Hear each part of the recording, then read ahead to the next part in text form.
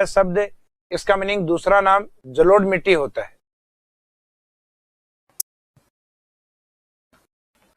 इसके बाद में नेक्स्ट है कृषि विकास के लिए गवर्नमेंट के द्वारा किए जाने वाले जो प्रयास हैं।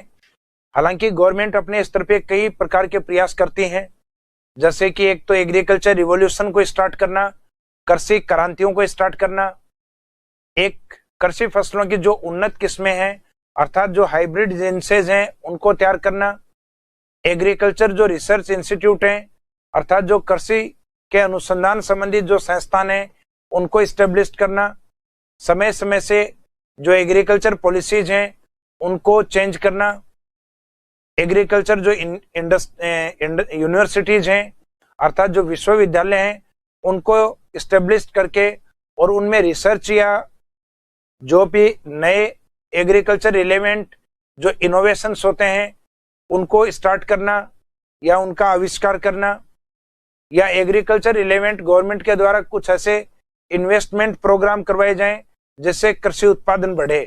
तो कृषि उत्पादन के कई तरीके के प्रयास किए जाते हैं, जिसमें प्रथम प्रकार के प्रयासों में हम देखते हैं जो एग्रीकल्चर रिवॉल्यूशन है अर्थात कृषि क्रांति है वो कौन कौन सी हैं। तो revolution related to agriculture and some others, इसमें कुछ कृषि क्रांतियां हैं और कुछ ऐसी क्रांतियां हैं जो अन्य उत्पादों के ऊपर भी डिपेंड करती हैं, जैसे कि सामान्यतः ग्रीन रिवॉल्यूशन।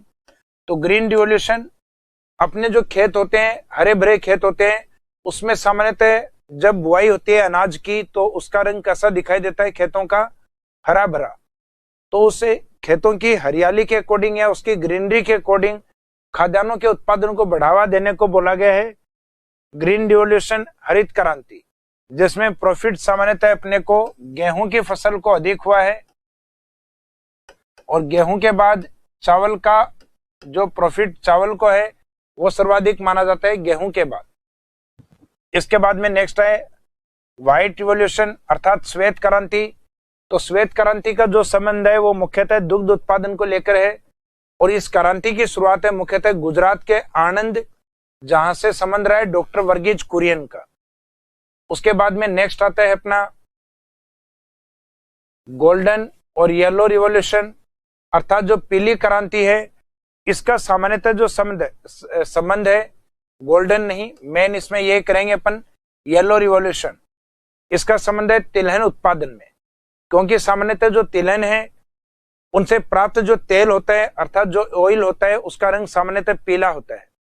इस कारण इन क्रांतियों को अपन येलो रिवॉल्यूशन जो तिलहन से जुड़ी हुई है और जो दूध से जुड़ी हुई है दूध के रंग के आधार पे व्हाइट रिवॉल्यूशन, और जो सामान्यतः खाद्यान्नों पे डिपेंड है और खाद्यान्नों को बुआई के समय खेतों का रंग जो होता है अर्थात इसको ग्रीन रिवॉल्यूशन के रूप में लेते हैं।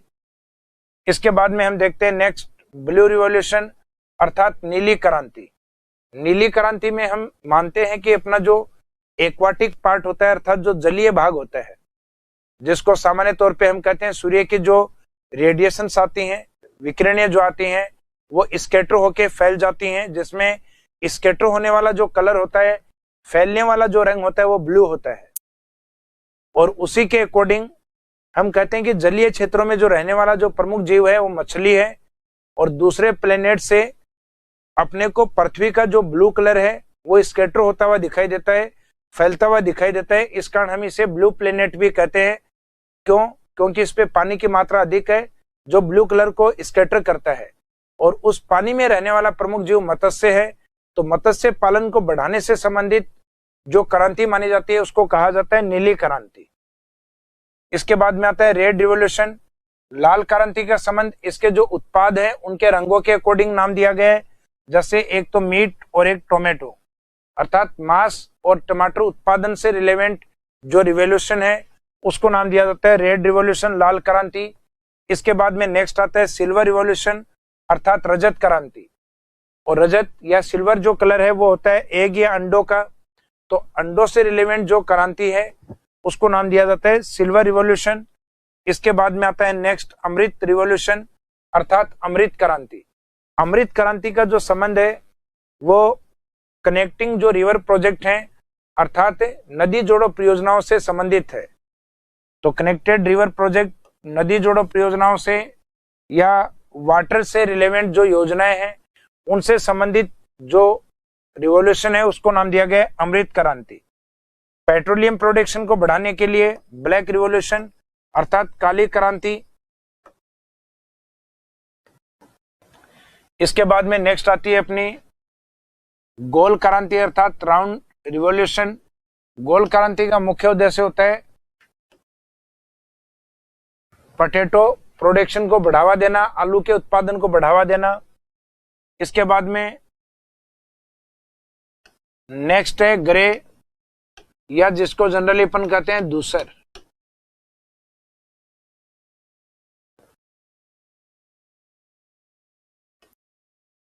यह शब्द आता है धूसर। सामान्यतः जो ग्रे कलर होता है वो सीमेंट का होता है, तो सीमेंट के प्रोडक्शन से रिलेवेंट जो रिवॉल्यूशन या क्रांति है उसे धूसर क्रांति या उसे ग्रे रिवॉल्यूशन भी कहा जाता है। इसके बाद में नेक्स्ट आता है आलमंड रिवॉल्यूशन अर्थात बादामी क्रांति। जैसे बादाम का रंग लाइट जो अपना ब्राउनिश कलर होता है वहां से लेके और रेड कलर तक होती है, तो सामान्यतः मसालों का जो कलर है वो भी कुछ इस प्रकार का चेंजेस होता है।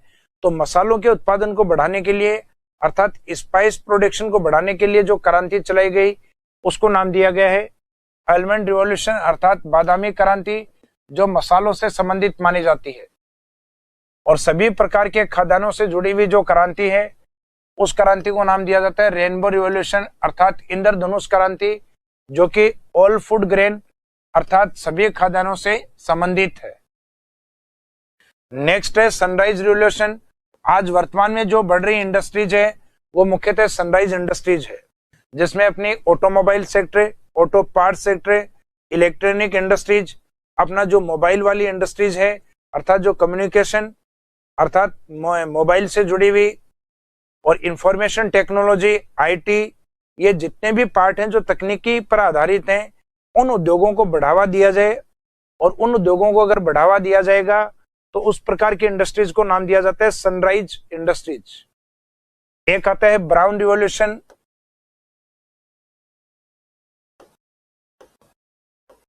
ब्राउन का मीनिंग होता है भूरी क्रांति।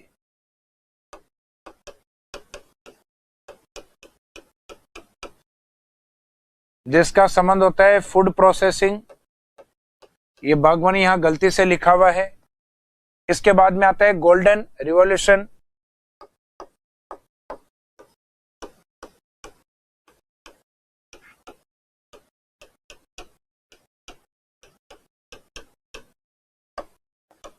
अर्थात स्वर्णिम क्रांति, जिसका संबंध होता है हॉर्टिकल्चर अर्थात बागवानी से संबंधित।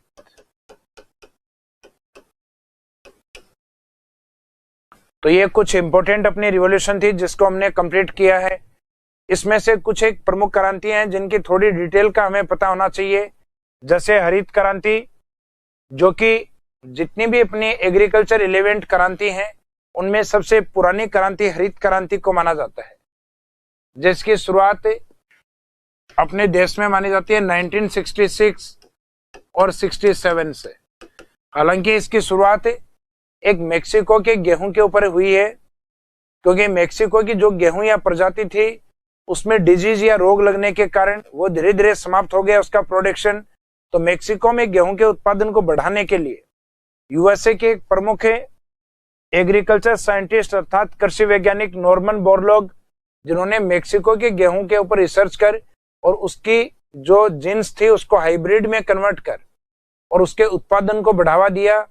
और उनके इस उत्पादन को देख के और विलियम गॉड ने जो शब्द यूज किया वो था कि ये वास्तव में मेक्सिको का गेहूं जो कम उत्पादित होता जा रहा था उसमें अचानक बढ़ोतरी होने लग गई। और वो हाइब्रिड जीन्स को देखकर और नॉर्मन बोरलॉग के इस प्रयोग को देखकर विलियम गॉड ने कहा कि ये वास्तव में ग्रीन रिवॉल्यूशन है, अर्थात हरित क्रांति जो शब्द है वो सबसे पहले किसने यूज किया? William God. जबकि इस तकनीक के या प्रोडक्शन को बढ़ाने के जो प्रमुख जनक व्यक्ति माने जाते हैं नॉर्मन बोरलॉग। और उसी चीज को इंडिया में स्टार्ट करने वाले थे एमएस स्वामीनाथन। तो एमएस स्वामीनाथन को ग्रीन रिवॉल्यूशन के फादर के रूप में इंडिया में डिफाइन करते हैं अपन। इसके बाद में आता है नेक्स्ट श्वेत क्रांति। श्वेत क्रांति का संबंध मुख्यतः मिल्क प्रोडक्शन अर्थात दुग्ध उत्पादन को लेकर है। इसके फादर माने जाते हैं डॉक्टर वर्गीज कुरियन। डॉक्टर वर्गीज कुरियन जिन्हें अमूल बॉय भी कहा जाता है, क्योंकि इनकी जो डायरी थी ये गुजरात के अंदर अमूल डेयरी के नाम से स्टार्ट की गई थी। Due to white revolution India is first in milk production. जब से श्वेत क्रांति स्टार्ट हुई है, उस श्वेत क्रांति के कारण आज भारत विश्व में दुग्ध उत्पादन के अंदर अपनी फर्स्ट रैंक रखता है, और भारत में फर्स्ट रैंक यूपी और उसके बाद राजस्थान और गुजरात रखते हैं। अर्थात मिल्क प्रोडक्शन में राजस्थान का रैंक यूपी के बाद सेकंड माना जाता है। Rajasthan is second in milk production in India, जैसा कि मैंने आपको बताया। तो इसका मीनिंग फर्स्ट कौन है, तो फर्स्ट आपको याद रखना है, फर्स्ट यूपी है।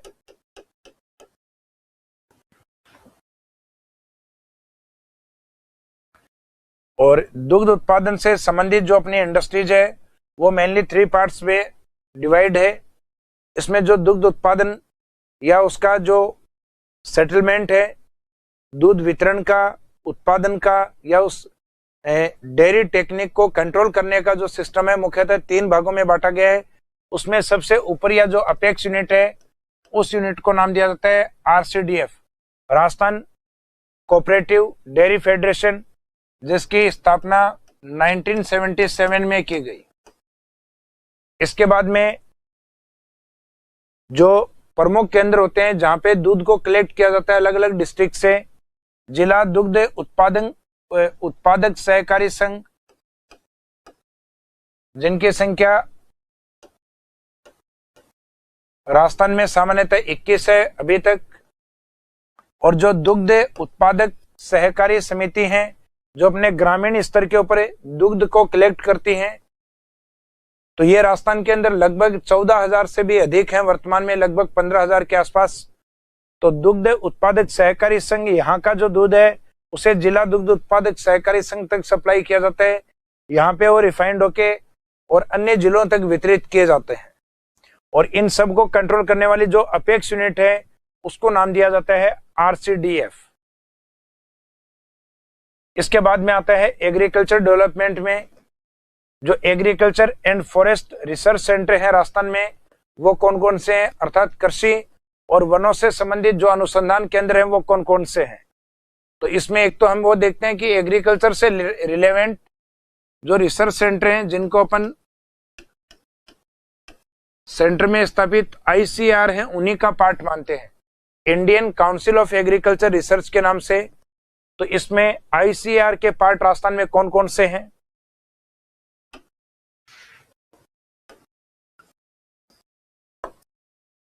तो ICR के सेंटर के रूप में हम सबसे पहले 3 डिवीजन को टारगेट करेंगे, 3 संभागों को टारगेट करेंगे, जिसमें एक रहेगा बीकानेर, दूसरा डिवीजन हेडक्वार्टर अजमेर, और तीसरा रहेगा इसमें भरतपुर। इसमें जो बीकानेर वाला पार्ट है, यहां पे जगह आती है बीचवाल, यहाँ पे एरिड हॉर्टिकल्चर अर्थात शुष्क बागवानी है, उनके रिसर्च किए जाते हैं। एरिड हॉर्टिकल्चर रिसर्च सेंटर एक है अजमेर में, अजमेर वाला आता है तबीजी के अंदर, वहां बीजीय मसालों के ऊपर रिसर्च किए जाते हैं। बीजीय मसाला अनुसंधान केंद्र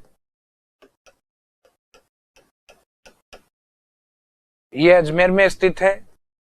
इसके बाद में एक है भरतपुर में, जो कि मुख्यतः भरतपुर सेवर में स्थित है।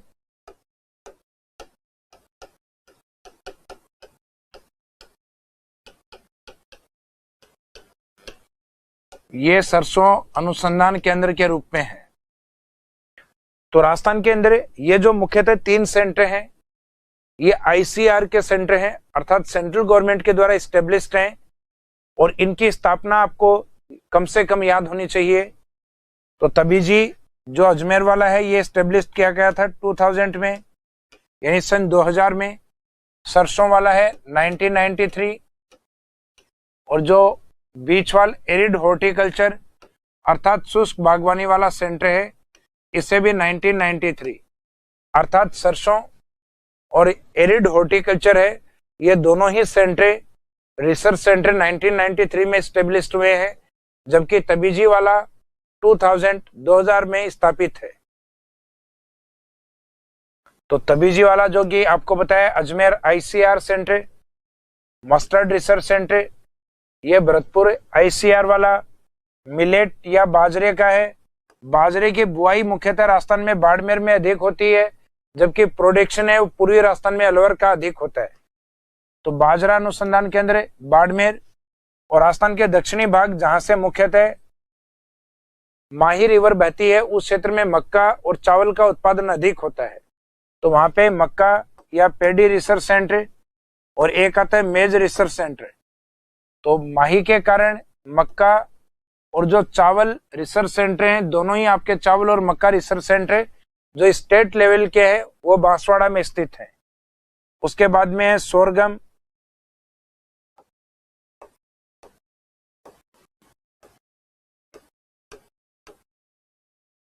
अर्थात जवार अनुसंधान केंद्र, ये स्थित है वल्लभनगर उदयपुर, जहां मुख्यतः अपने बफेलो का रिसर्च सेंटर अर्थात भैंसों का अनुसंधान केंद्र भी है। इसके बाद में नेक्स्ट है ईसबगोल फाइलम रिसर्च सेंटर, ये जोधपुर के अंदर स्थित है।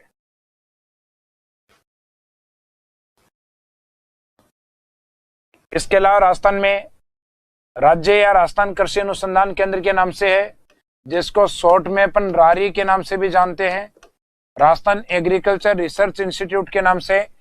और इसके बारे में जनरली एग्जाम में पूछा जा सकता है, क्योंकि इसमें किसी भी क्रॉप्स के ऊपर रिसर्च किया जा सकता है। इस सेंटर में कोई स्पेसिफिक क्रॉप्स नहीं होती, जैसे सेवर भरतपुर में सरसों, शुष्क बागवानी एरिड हॉर्टिकल्चर तो बीकानेर वाले पार्ट में, बीचवाल में, और अजमेर वाला है तो उसमें जो अपने ऐसे स्पाइस क्रॉप्स है जो कि सीड वाली होती हैं, अर्थात सीड स्पाइस क्रॉप्स के ऊपर रिसर्च होता है तबीजी अजमेर के अंदर। नेक्स्ट है बेर अनुसंधान केंद्र, जिसमें RY को हटा देना, सामान्यतः शब्द यही यूज होता है, बेर रिसर्च सेंटर, ये बीकानेर में स्थित है। नेक्स्ट है एरिड हॉर्टिकल्चर, जो कि मैंने आपको बताया शुष्क बागवानी वाला 1993 में स्टेब्लिश किया गया था इसको। डेट रिसर्च सेंटर अर्थात मुख्यतः जो खजूर अनुसंधान केंद्र है, ये बीचवाल बीकानेर में, जहां पे बेर है वहां पे डेट अर्थात खजूर है, और वहीं पे एरिड हॉर्टिकल्चर अर्थात शुष्क बागवानी है, उसका उत्पादन अधिक होता है। इसके बाद में आता है काजरी, जो कि अपने फॉरेस्ट्री वाले में भी अपन पढ़ चुके हैं, जिसको हम कहते हैं central arid zone research institute, अर्थात केंद्रीय शुष्क क्षेत्रीय अनुसंधान संस्थान के रूप में यह स्थापित किया गया है जोधपुर के अंदर। जबकि दूसरा है आफरी को कहते हैं एरिड फॉरेस्ट रिसर्च इंस्टीट्यूट, अर्थात शुष्क वन अनुसंधान संस्थान के रूप में, और यह भी जोधपुर में स्थित है। तो अपनी जो दो प्रमुख वनों से रिलेवेंट या जो काजरी है, ये शुष्क एग्रीकल्चर अर्थात एरिड एग्रीकल्चर, और दूसरा है प्लांट्स, दोनों से रिलेवेंट है। लेकिन आफरी मुख्यतः एरिड फॉरेस्ट के ऊपर रिसर्च करती है। तो काजरी और आफरी दोनों ही इंस्टीट्यूट हैं, वो अपने जोधपुर में स्थित है। इसके बाद में स्पेशल ब्रीड्स या special genes of agriculture crops, generally इसमें ब्रीड्स की बजाय सामान्यतः हम इसमें जिनसेज वर्ड अधिक यूज करते हैं।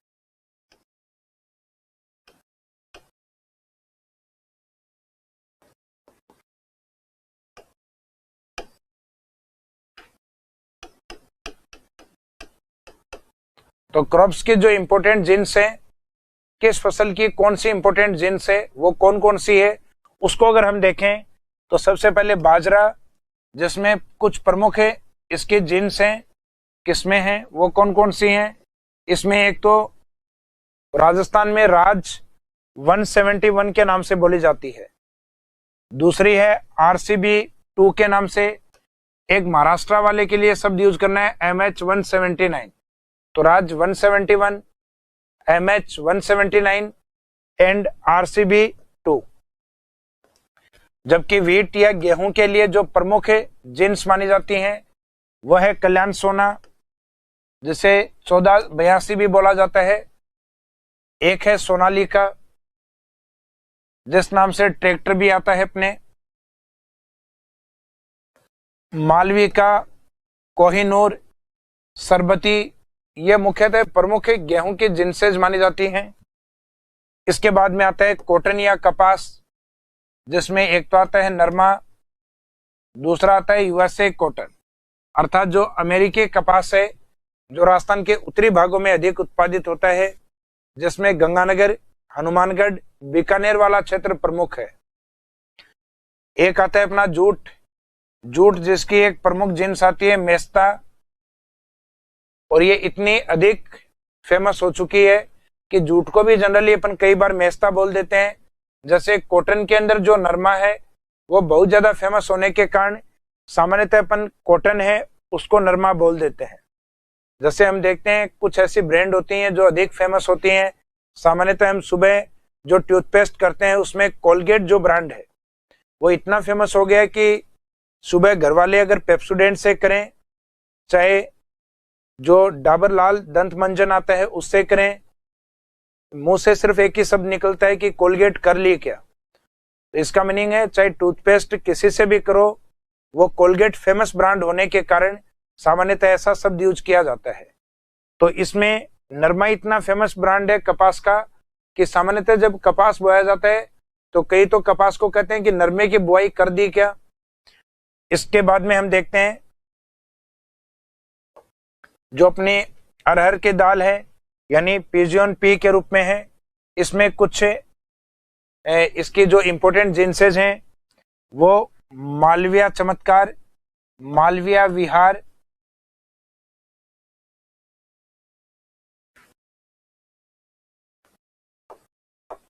ये एक शब्द है, ये हटा दीजिएगा। अमर है, आजाद है, पारस है। तो अमर, आजाद, पारस, फिर मालविया के नाम से मालविया चमत्कार और मालवीय विहार के नाम से। इसके बाद में आता है आंवला। आंवले में प्रमुख है कंचन, बनारसी और कृष्णा। तो कंचन, बनारसी, कृष्णा यानी सामान्यतः लड़के और लड़कियों के नाम हैं जिनके नाम से ये आंवले की कुछ एक जिन्सेस दी गई हैं। इसके बाद में नेक्स्ट है मक्का या मेज। इसमें आती है एक तो अरुण के नाम से, माही कंचन के नाम से, माही धवल के नाम से। ये एग्जाम में जनरली अधिक पूछी जाती हैं, माही कंचन एंड माही धवल। एक आती है इसमें किरण के नाम से। किरण के बाद में जो नेक्स्ट है वो है प्रभात। राइस या चावल, जिसमें प्रसिद्ध जो जिन्स है वह है बासमती। माही वाले क्षेत्र में माही सुगंधा, जिसको जनरली हम माही सुगंधरा भी बोलते हैं। तो माही सुगंधा, परमल, चंबल, पूसा, जिसको पूसा RS10 के नाम से हम देखते हैं। पूसा RS10 जो है वो बासमती की एक संकर किस्म मानी जाती है। तो पूसा RS10 ये भी एक इंपॉर्टेंट जिन्स है राइस के अंदर। इसके बाद में मूंगफली। मूंगफली में प्रमुख जो जिन्स है वो चंद्रा को माना जाता है। इसके बाद में सरसों। सरसों में वरुणा, पूसा कल्याणी, ये एक ही शब्द रहेगा इसमें, पूसा कल्याणी। इसके बाद में इसके कलर के आधार पे, पीत कलर के आधार पे पीताम्बरी, जय किसान, पूसा बोल्ड। तो इसमें दो नाम आ गए, पूसा से पूसा बोल्ड, पूसा कल्याणी। इसमें शब्द को ऐसे ही यूज करना है, पूसा। पूसा ये वैसे दिल्ली में एक जगह है जहां पे ICAR का सेंटर स्थित है, अर्थात Indian council of agriculture research centre है। ICAR जो सेंटर है वो स्थित है, उस जगह के अकॉर्डिंग या वहां पे इन जिनसेज का रिसर्च किया गया, इस आधार पे उसके लोकेशन के अकॉर्डिंग कुछ क्रॉप्स हैं जिनमें पूसा शब्द यूज होता है। उसके बाद में चना, चने में है Ajay, Atul, Jawahar, Ganga first and Ganga second, ये ग्राम की कुछ इंपोर्टेंट जिनसेज हैं। इनके बाद में आता है आम। तो आम में कई ऐसे जिनसेज हैं जो फेमस हैं और आप लोगों को ध्यान भी हैं, जैसे कि सिंधु और मल्लिका। सिंधु और मल्लिका इसलिए प्रसिद्ध हैं क्योंकि कहा जाता है कि आम की ये वो जिन्स हैं जिनके अंदर गुठली नहीं होती, अर्थात आम के अंदर बीज नहीं होता। वो वाली जिनसेज एक तो सिंधु और एक मल्लिका के नाम से। इसके बाद में लंगड़ा आम, चौसा आम, केसर आम, और एक प्रसिद्ध जिन्स है आम की सर्वाधिक, वह है अल्फासो आम, जिसका भारत सामान्यतः निर्यात अधिक करता है।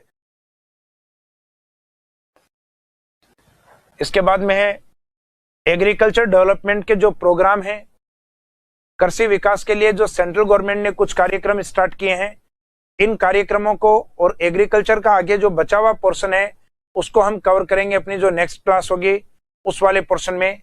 इस क्लास में इस टॉपिक को यहीं पे विराम देते हैं। Thank you.